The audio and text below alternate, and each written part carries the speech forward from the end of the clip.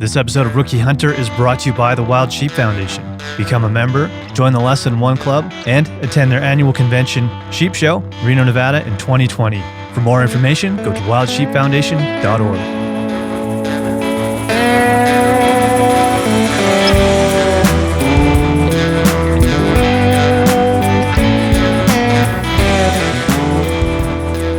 Hey guys, welcome to episode 102 of Rookie Hunter.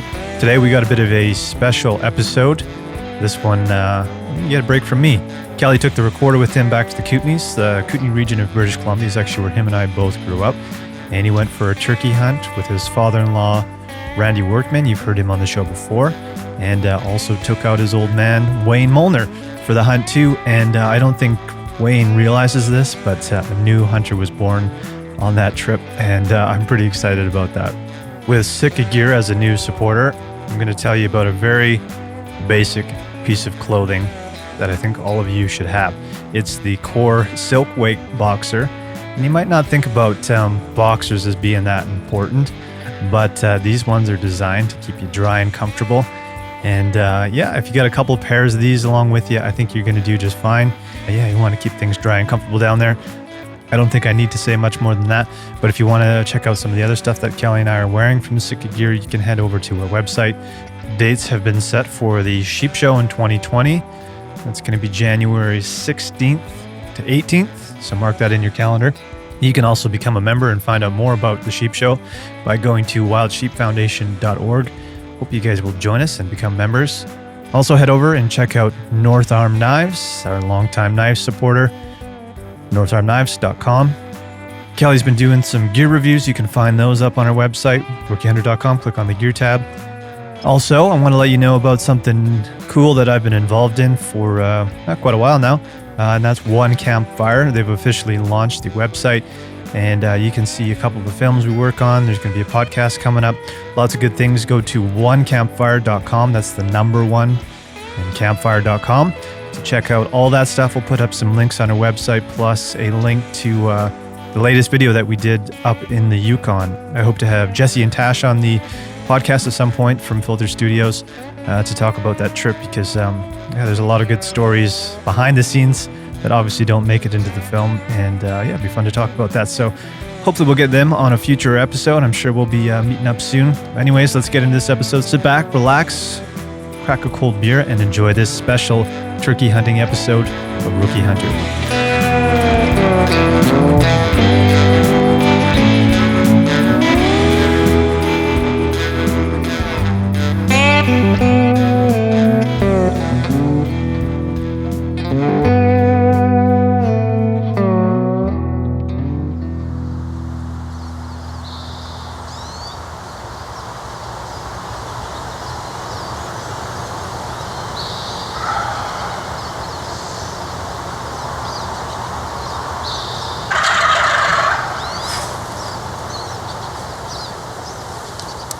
Well, first, I guess we can say it's Easter long weekend in the Kootenays in Trail, BC.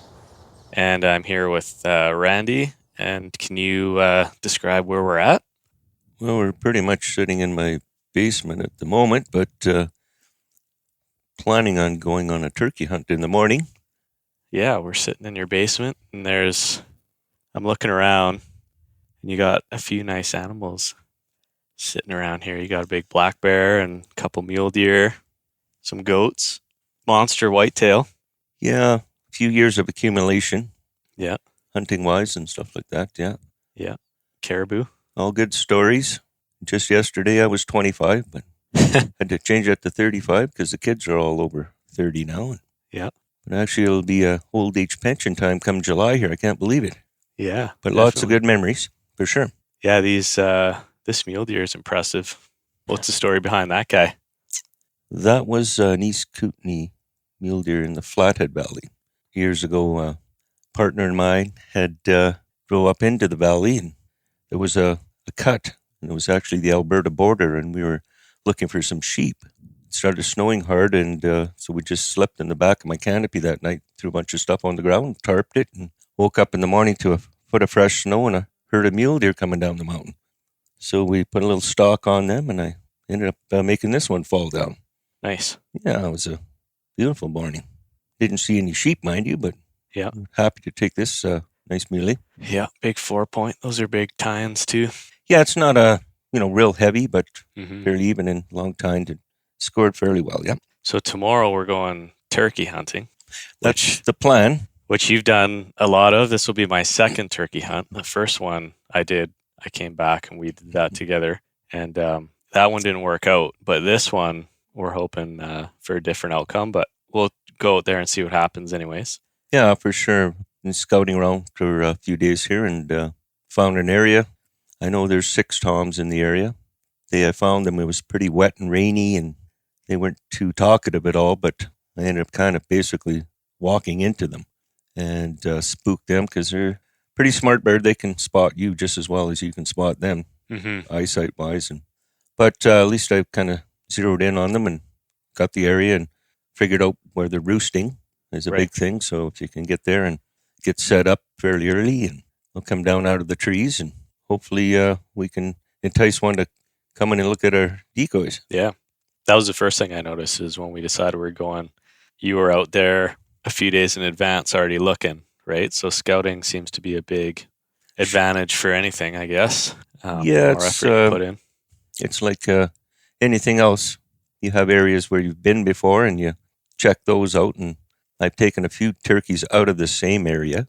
But from year to year, you just never know because there's so many other things that might happen as far as logging or mining or this or that. And some areas get pretty thrashed up Yep. sometimes. And we're running out of areas to go.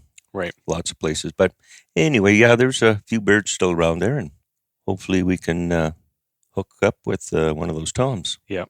Yeah. And are you trying to find, is it the roosting tree you're trying to find usually, or are you looking for tracks and? Sure, that's the main thing if you can. And there are some areas you can find some strutting areas where they do the strutting and dragging their wings around and talking it up and stuff and putting it on a show for the hens. You look for that sign, as well as bigger trees that they do roost in, and normally they come down fairly early in the morning. Sometimes they'll sit up there and call right out of the trees. But like I say, then when they're sitting way up in a tree, they can see you that much easier also. Yeah. So lots of times you'd rather have them on the ground, other than if you go in the dark and set up, Right. which we've done in the past. But we'll see what happens. Yeah, I guess you can't go in there blasting them out of trees. Well, it's like years with hunting pheasants and grouse and stuff with the dogs. And most of the time, if you get the grouse up in the trees, that's fair game. Yeah, true. If you can't you try and get them on the wing. Yeah. Of course, like your ducks and geese, it's usually all on the wing type stuff. Yeah. But yeah, no, I wouldn't be allergic to making a turkey fall down out of a tree just as easy as on the ground. Yeah. Mm-hmm. So what's the plan when you're typically, so you do your scouting, you kind of get a sense of where those roosting trees are, and then you're going to go out 5:30 in the morning. So can you walk us through what your plan Well, is the from plan there? is have an area. Don't want to get right on top of them, but we're going to be close by and just set up our decoys and hunker down. And like I say, hopefully they'll talk to us, and which is a good indicator. Let us know just where they are and how far away. Mm-hmm. You don't want to go barging right into where I think they are roosting Yep. and stuff. So we'll be close by, and hopefully they come down and they can cover a lot of ground just walking those turkeys. Yeah. And so that's the idea. We'll have them come up to us rather than us trying to walk to them. Right. It's always better. And are we going to be, I guess the idea for us is to try to stay somewhat hidden. Oh, for sure. Yeah, hunker up in underneath a tree. It has some boughs, as long as you can get half-hours comfortable and stuff Yep. like that. And It seems like camo is pretty important with turkey. Do you cover your face and well, hands and all that? it depends. If you've got a brimmed hat and the collar of your jacket's done up, normally I don't wear a face mask. Sometimes I do, depending on where you are and how open or brushed in you are. Right. Yeah. Movement, of course, is a big thing Yeah. with any hunting. Yeah. Yeah, so as long as you're situated and doing your calling, and then, of course, lots of times they will answer Mm-hmm. as they're coming, the toms. So we'll give them a little girl talk there first off and stuff like that and get them interested, hopefully. And if they start gobbling, we'll give a little gobble too, and then some more hen calling. Yeah. So you start with this guy then.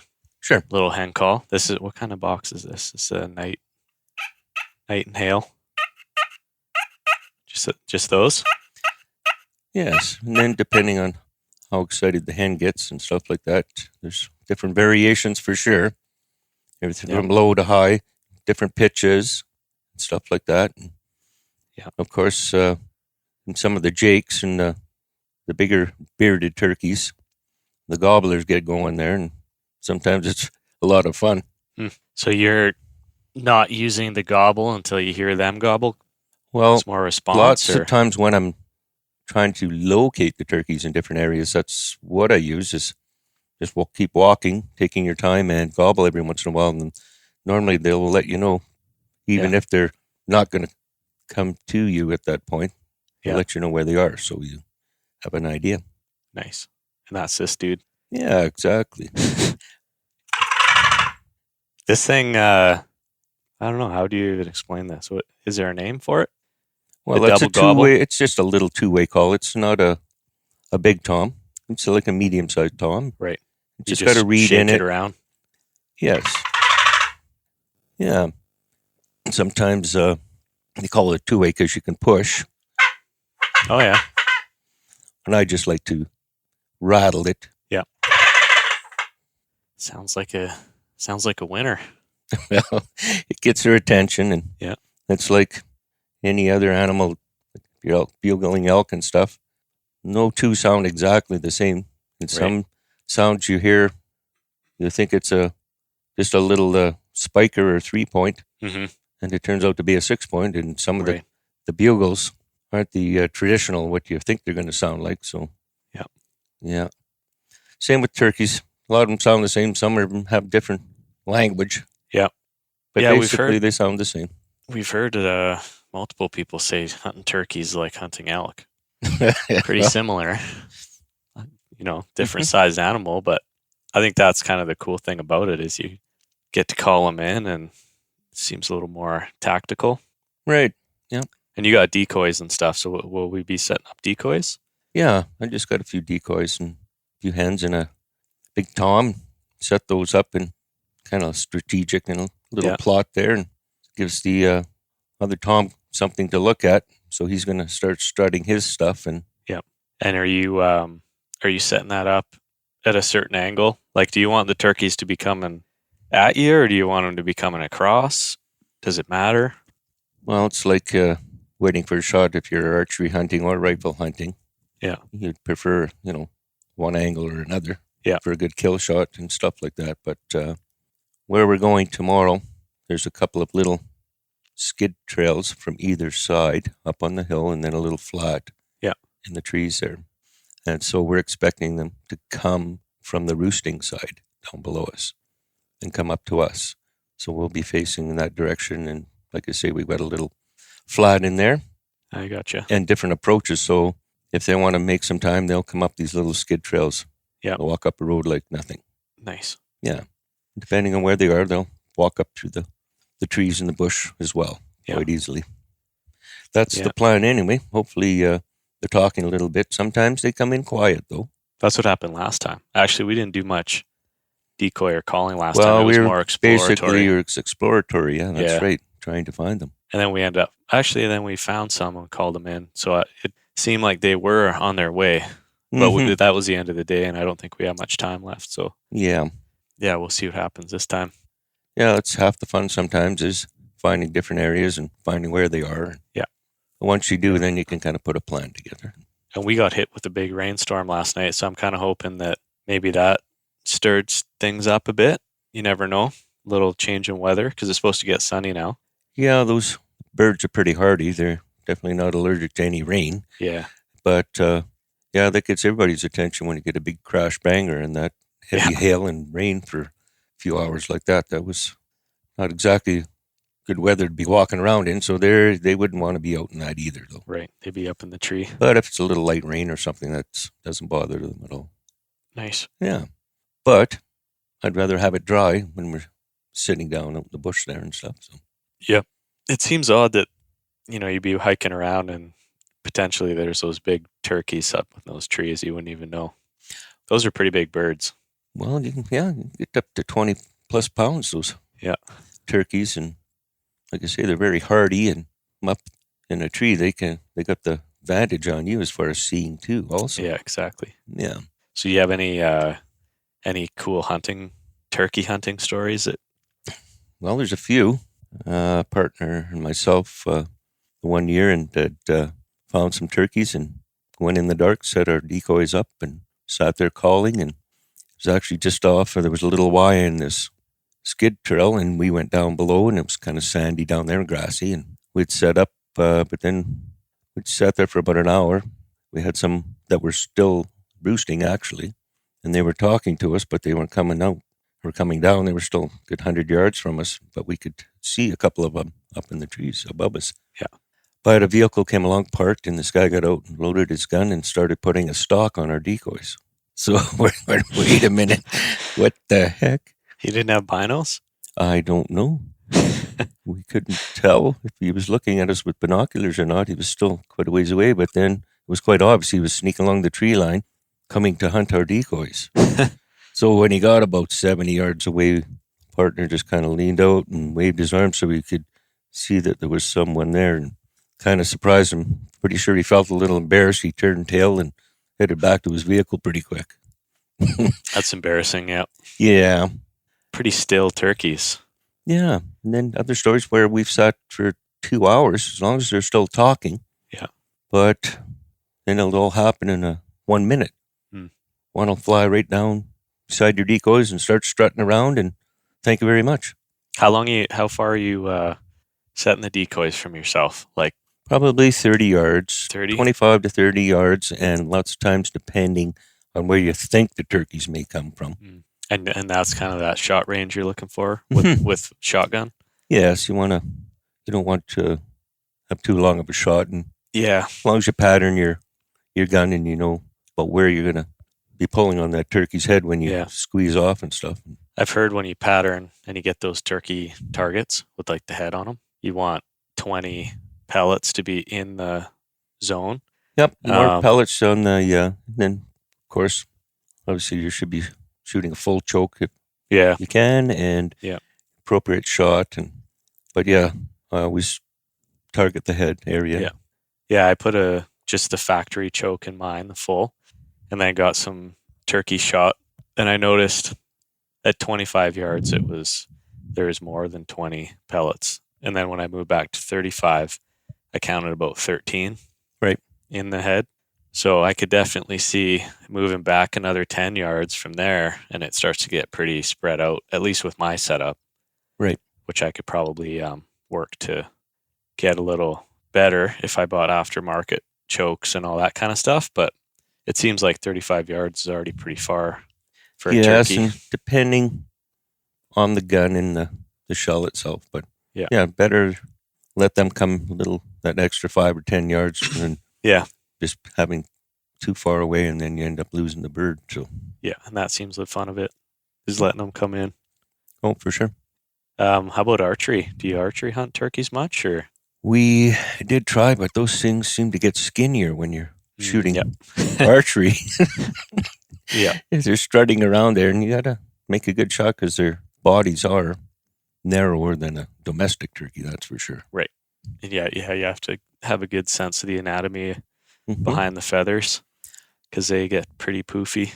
It's hard to tell where the body is sometimes. Well, sometimes when they're in their mode, when they're starting their stuff, like I say, and they'll come and peck the tire on your vehicle if they're that close, type of thing. Yeah. You see the Oh, didn't you reflection in your paint, but we have like a turkey fan you hold on your bow, but you hold it in front as well, Mm, and they see that. right. They just think it's another tom. Oh, okay. I didn't know that. Hmm. I've seen that actually with some other animals. Like they'll have a 'Cause you're two-dimensional definitely- mountain goat on the front of their bow. I don't know. That's just another decoy. Yeah.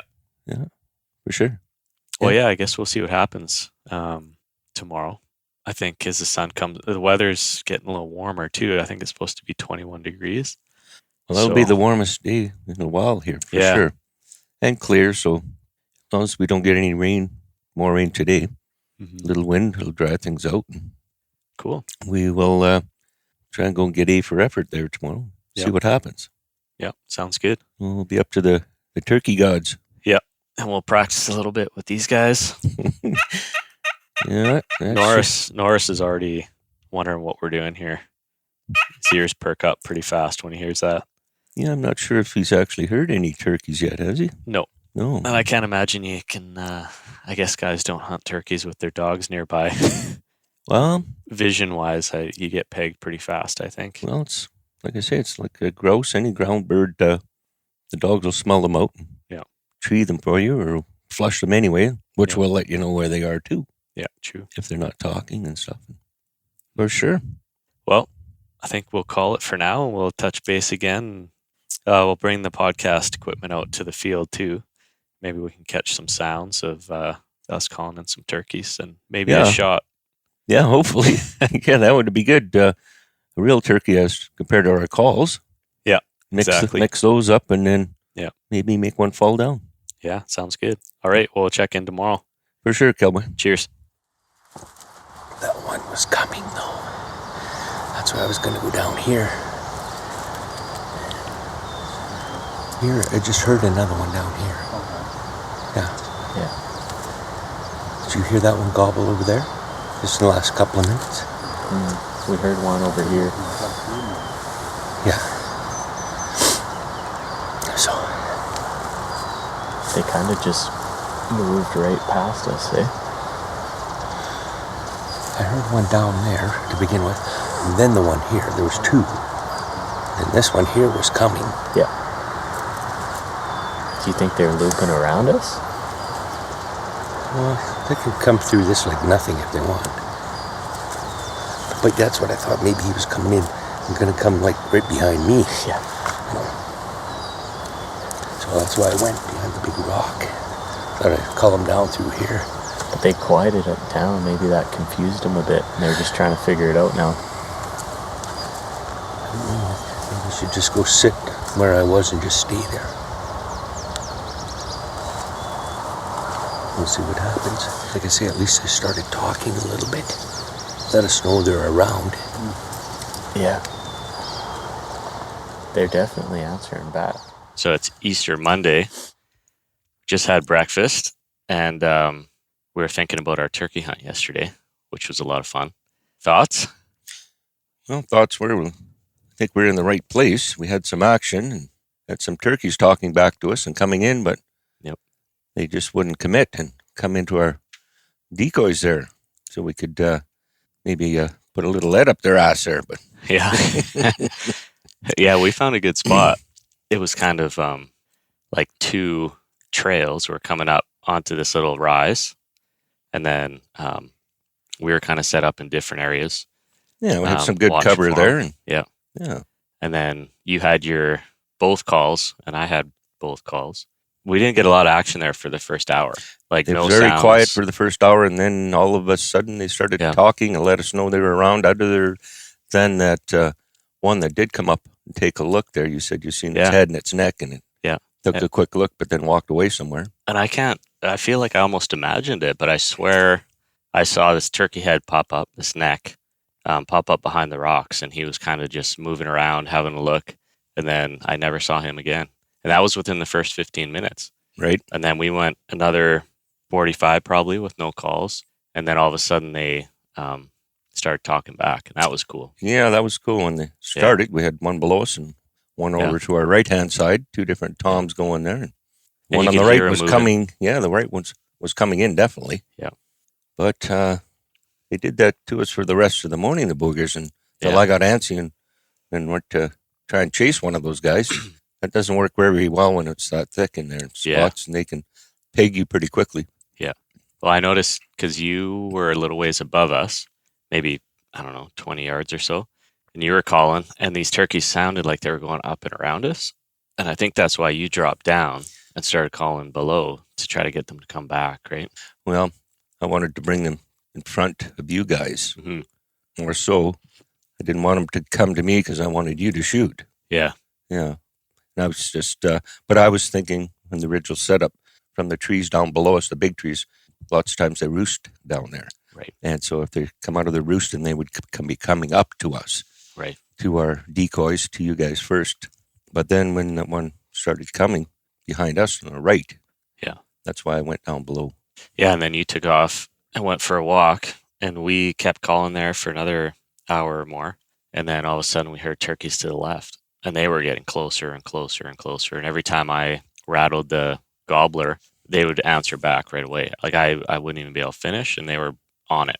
So I thought for sure, this is it. My dad was sitting beside me. We were both getting excited. I was trying to say, like, hey, they can see our face. We're right in the sun. We got to cover this up. We got to be totally still when they come out. And they just didn't come out. Yeah, that's I think they were exactly what probably they were doing, yes. 50 yards in the bush, and they just wouldn't come any closer. So Yeah, like right now they are breeding, and I think some of those toms have their hens. They'll talk to you, skirt around you and stuff like that. Yeah. But there's still some younger toms out there, and lots of times you'll get some jakes running around too, but Yeah. we got to have some beards on them at this yeah, season and the early season here. Fall season, you can take either or. Yes. we saw a couple turkeys cross the road when we were driving up there. And Right. Yeah, I forgot about those. yeah, and it reminded me how big they can be. Yeah, that was a nice, probably at least an 8-inch beard on that tom, and then a jake Yep. with him. Yeah, they crossed the road right in front of us before we got hunting there. So I was thinking at any moment, one of those things is going to come out of the bush, which I don't know, when you think of hunting, I always think of like deer and elk, moose, but I think turkey could be pretty exciting. If you're talking to that thing and then all of a sudden it pops out of the bush and you have a 20-pound bird there, that's pretty, it gets your heart racing. So I can Yeah, it's imagine. all part of the fun, for sure. Yeah. Like So- you say, first time you bugle an elk and stuff, and you hear elk bugling, that was Yeah. nice. But, it's part of the learning curve. Once you've been there and done that for a while, it's Yeah. kind of know what to expect. But, Yeah. Yeah, the original hearing things for the first time is pretty I'll get my dad's thoughts here too today, right on. because he came out and I don't think he's really been on a hunt maybe since his dad took him out like decades ago. But yeah, I think he was a bit hesitant to come with us. We're getting up super early, and I don't know, turkey hunting, maybe it wasn't that enticing, but once we were out there, I could tell he was into it. So Oh, yeah. Then you Yeah. put that hen call in his hand after a while Yeah. there, and he was Yeah. having some fun then. yeah, for sure.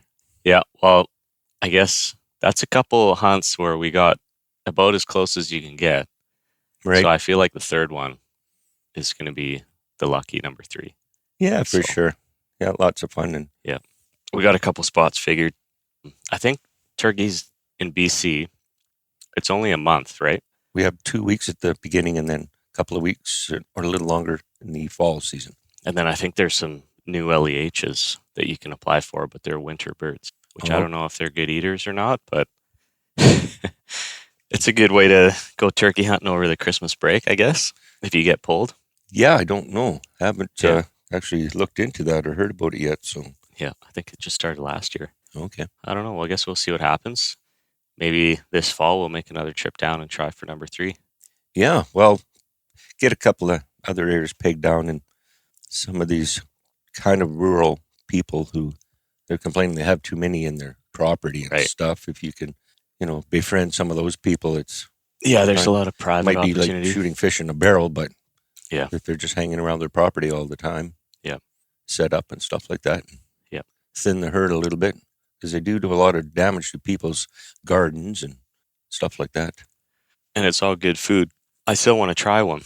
So hopefully soon we'll get one in the bag. And Actually, my son-in-law, you have eaten my turkeys before. yeah, that And was you actually took the leftovers home. wasn't that a while ago though? Yeah, that was a while ago. Yes, yeah. Yeah, so you have officially I've tried it. Oh, you've eaten Yeah. wild turkey for sure. Yeah, I couldn't remember if that was grouse or wild turkey, but I It guess. was turkey. Yeah, Oh, okay. Well, I remember it being good. yeah, it was. I don't remember it tasting like anything different, I guess. So I would have remembered that. Yeah, it's all in the way you prepare a lot of your wild game, different Mhm. things. Yeah. Well, I see on Instagram today there's a bunch of people doing wild turkey dishes for Easter. So I was taking some notes. But if you got any recipes that have been passed down on wild turkey, I'll have to grab those off you. Well, simpler the better. Yeah. Yep. The old chicken mushroom casserole. Well, kind of, sort of. Yeah. Put a little singe on them, brown them up. Yeah. Some onions and garlic, throw them in a pan there, and then chase them with some mushroom soup and let them simmer for a while, and can't go wrong. Okay. Well, thanks for the hunt. Well, thanks for coming down. Yeah. We'll do it again this fall. Sounds good, Kel. Okay. Cheers. Okay, bye.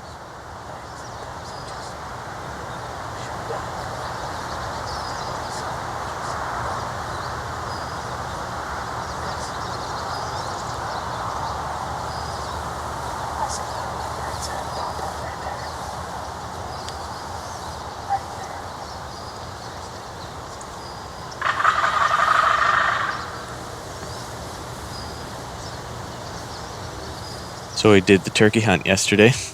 Yeah, that was good. What were your thoughts on that? It was fun. Yeah. What were Yeah. your initial thoughts when I was like, hey, you want to come turkey hunting? Well, I didn't know if it was, like a walking around hunt or Yeah. a stationary kind of hunt, but, seems like you can do a little bit of both. Yeah.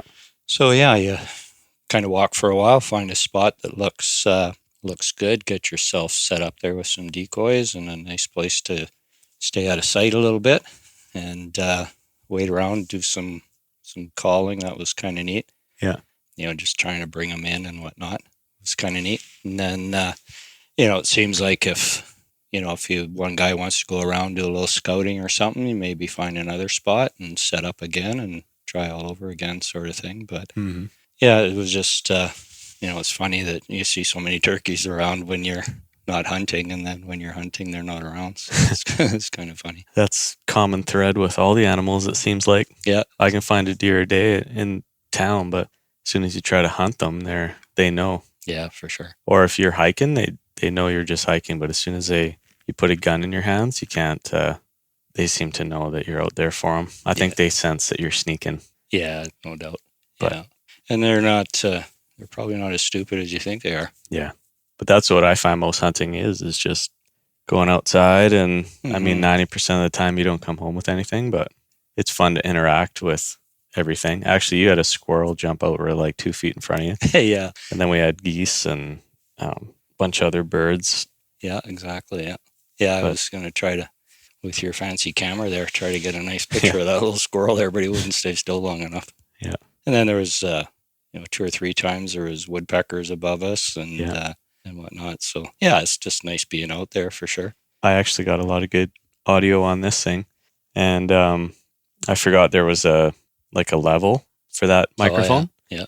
And fortunately it was on 10. So it picked up everything. yeah. Like some of it's really loud, like the Is that right?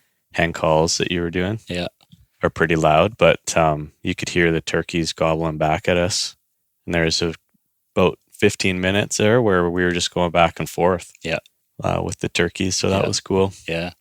And my heart was kind of racing a bit because I was like, oh, at any point there's going to be a big turkey that walks through these bushes, and I'm going to have to first determine if it's a shooter, like it has to have a beard. Oh yeah.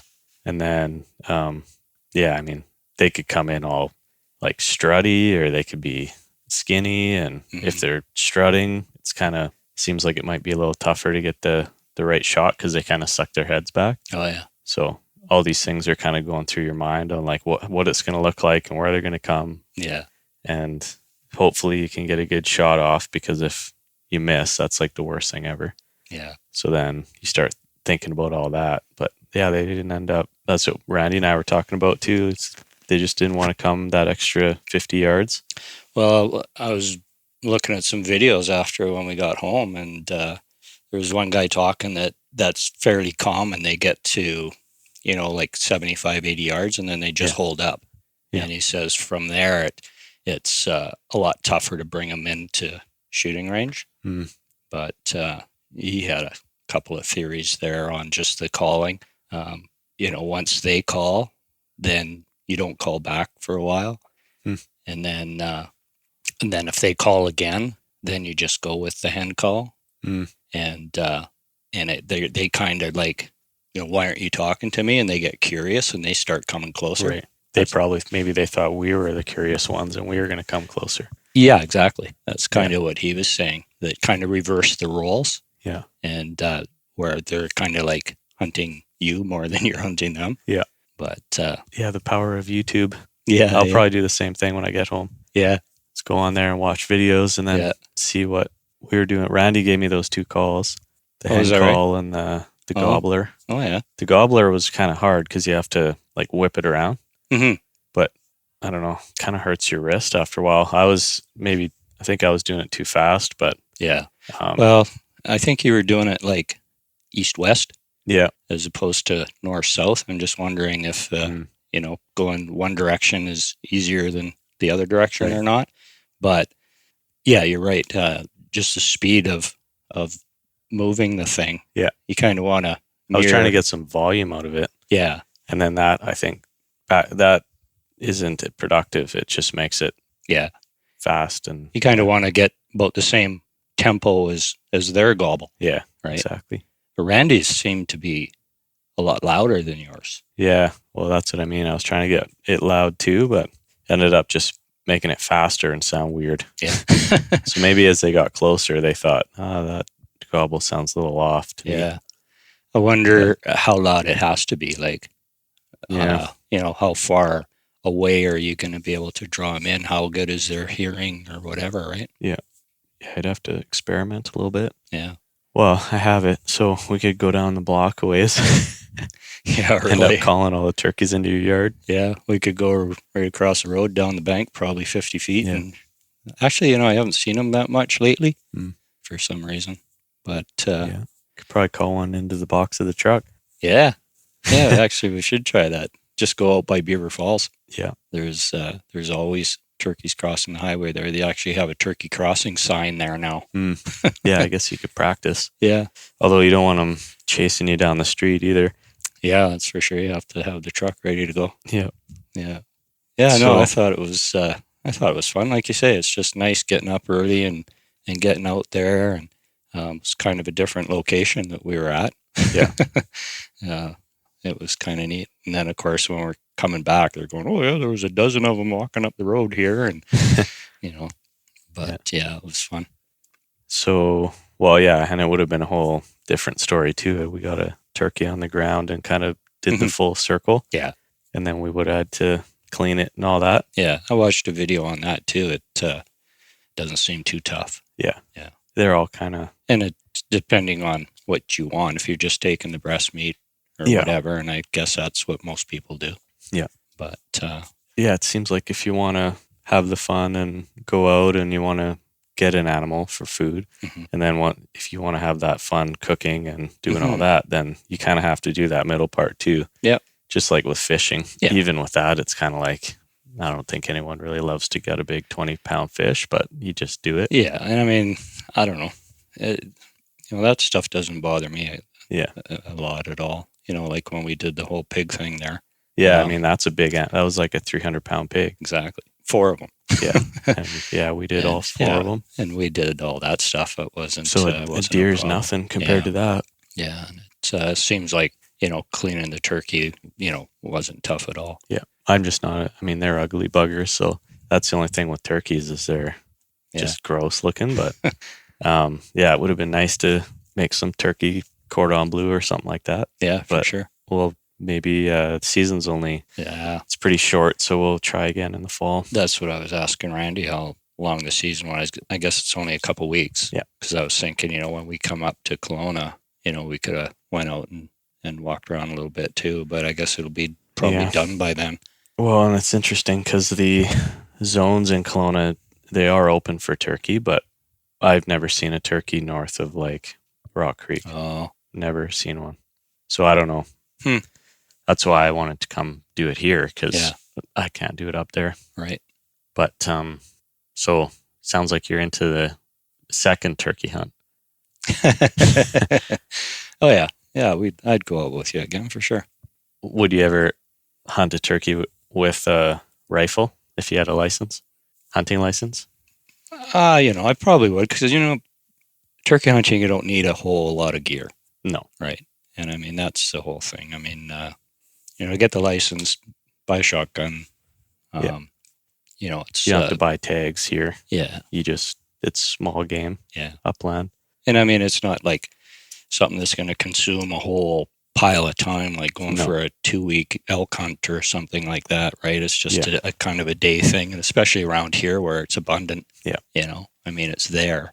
But, I have a lot of activities that I'm involved in now, but it seems like, turkey hunting wouldn't be a big stretch to take on. It's, like you said, it's not one you have to invest. You just need some decoys and a couple calls and a shotgun, really. Yeah. And you don't have to be hiking 5-10 kilometers into the bush to go turkey hunting. Yeah, that's right. I was talking to Randy too about those electric bikes might be good too for him. Like if he was looking into going on no motorized access, that kind of thing. I think you can actually take electric bikes in at this point, unless they end up changing the rules. But Right. you can get those electric bikes where you can go quite a ways with them. Mm-hmm. So that's always fun too. Yeah, that would definitely make a big difference. Yeah. I don't know what the whole licensing thing and all that. That's always been a kind of a speed bump for me. Yeah. Well, it's just a 1 or 2 day class, and it's like $100. Yeah. They give you that. You can actually get the core textbook, and then you just, I don't know, you can almost read that and challenge it, really. Yeah. But you can go through the course, and it's pretty easy. Mm-hmm. I mean, the whole firearms PAL thing, that's a different license Yeah. and a different course, and I don't think you'd have to do that if you're hunting with someone that had a license and a gun. You just have to have your hunting licenses. Oh yeah. What I believe. So you wouldn't have to go down that road. Yeah. But at least if you had your core and a hunting license, you could actually be the shot person once in a while. Yeah. But well, it's obviously with the way you're going with all of this, it's going to be pretty hard for me to avoid forever. Yeah. But it's it's pretty fun. It's just like you say, it's nice getting out in the woods and yeah, for sure. Grouse, turkey, pheasant, waterfowl is something that we like to try. All that kind of stuff is it's friendlier. It's not quite as physical where you got 70 pounds on your back and you're trucking up some uncut trail or whatever. Yeah. This is it's almost more like fishing in a way. I know 2 or 3 guys that have dialed back just to hunting birds now. Yeah. So especially if you're a dog person or something like that. Yeah. But okay. Well, we'll check it out. Maybe in the fall we'll do a round 2 on the turkeys. Yeah. Do a bit of a fishing turkey hunting trip. Yeah. Kind of try to roll everything together. Be nice to get turkey on day 1, and it'd also be nice to have a couple days to try. For sure. Because I kind of want to go back up there and try it again now. Yeah. Yeah, when that guy was saying, oh, you should come up in the evening. It's really good in the evening. Yeah. It's like, it was an hour drive to get here. Yeah, exactly. Yeah, it would be nice to, like you say, to go out in the morning for a while, go fish for a while, and do an evening hunt kind of thing. Yeah, surf and turf. Yeah, you bet. And then, like you say, you get one on the first day and, you got your meal for the night. Mm-hmm. Yeah. Yeah, we'll do that. Cool. All right. Well, till next time. Mm-hmm. Cheers. Cheers. This episode of Rookie Hunter was brought to you by the Wild Sheep Foundation, Sitka Gear, and North Arm Knives. As always, it is hosted by Kelly Mullner and myself, Mike Peterson. It is recorded, edited, and produced at Mountain Stream Audio Productions in beautiful Kelowna, British Columbia. Original music written by the one and only Kelly Mullner with help from Graham Ord, Darcy Booth, and Chip Sleedermean. If you want to help us out, there's one thing you can do. You can go to iTunes or wherever you get your podcast from and leave us a 5-star rating and a review. And don't forget to subscribe. For more on the show, head over to our website, therookiehunter.com.